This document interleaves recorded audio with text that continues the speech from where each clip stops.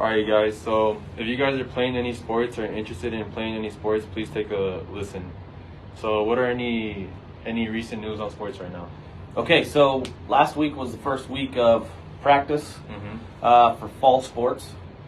This week's the first week of contest. We already had one girls soccer game that happened on Monday. Girls won 2-0 against Kai B. So fall sports are rolling. We have 1 week of practice. We're gonna have 5 weeks of contests and get through a season. Everybody's taking all the necessary precautions and following the guidelines from the health district, and things are going smoothly so far. We hope that continues.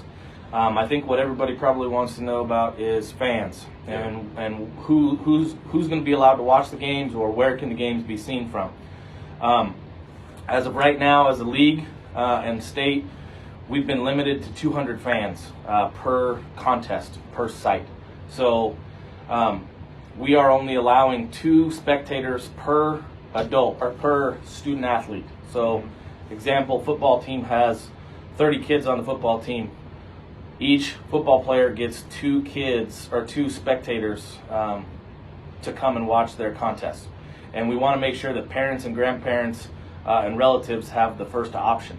So we're not, unfortunately at this point, we're not going to have students in attendance at the games. Okay. So students are not going to be in attendance in person at games unless they're playing. And that sucks, and I feel bad, but hopefully our guidelines loosen and restrictions loosen, and we're able to start bringing more people in to watch the contest. But for right now, that's what we got. This is what we're limited to. So things can possibly change, right? Correct. So if things change, and things could change either direction, hopefully they get better, things loosen, we can start to bring more people in. But for right now, this is what we got to do. So those fall athletes, you need to make sure that if you haven't already done so, you need to fill out your pass list information on the Microsoft form and get that turned in so that we can send it off to all the appropriate places we're going to go play or for home games. And it will be, you get 4 names on a pass list.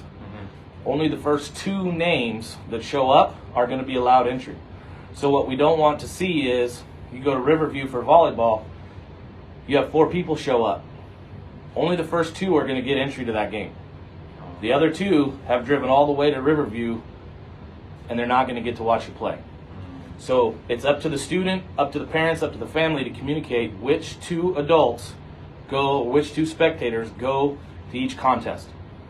Okay? Alrighty. So, and as you get to the gate, parents and spectators are going to have to sign in and get their temperature taken and do the attestation, much similar to the way we come to school, and you guys have to fill out your little slips. Yeah. So that's the way it is for right now. The good news is, even though you can't be in attendance, you can still watch the game. We're going to live stream all contests this year at Facebook Live.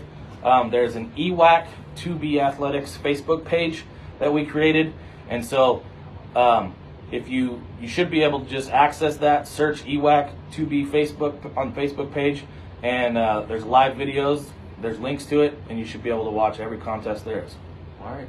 Pretty much covered everything, right? Yep. Is that everything? Yep. That's all?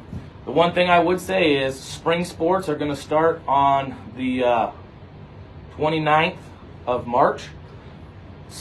Boys soccer will start on the 22nd of March. Okay? So if you're interested in playing a spring sport, you need to get signed up in final forms ASAP. You need to make sure you have proof of insurance. You need to have a current physical, and you need to have all your forms signed by you and your parent.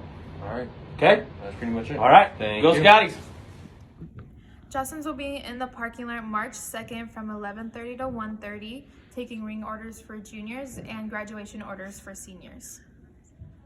The PBIS raffle is this Friday. Be sure to buy your ticket, and if you don't have an authorization code, make sure to buy it. Make sure to get one from your advisor, and make sure to attend the raffle. Good luck. Sophomores and juniors attend advisory and watch emails for registration information for next school year. How many times have you heard someone say that they don't see color or that they are colorblind? Maybe you have even said this yourself. Emmanuel Ochoa says that there is beauty in color and that there is beauty in culture. He strongly believes that there's strength and beauty in seeing color because color and cultures are beautiful.